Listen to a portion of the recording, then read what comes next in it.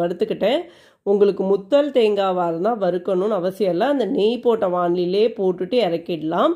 இப்போது நான் என்ன பண்ணிட்டேன்னா, அந்த தேங்காய் வச்சு ஒரு 5 மினிட்ஸ் அந்த வாணலி அப்படியே விட்டுட்டேங்க. ஏன்னா குக்கர் ஆறணும் இல்லைங்க.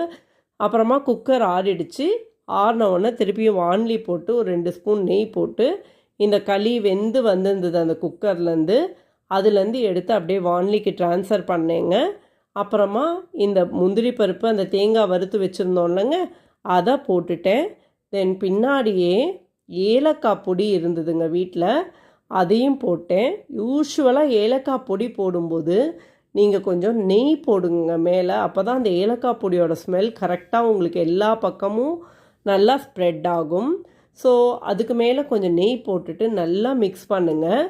இப்போ மிக்ஸ் பண்ணிங்கன்னா இது எப்படி இருக்கும்னா, நல்லா டைட்டாக ஒரு பொங்கல் மாதிரி ஒரு கூழ் மாதிரி வருங்க.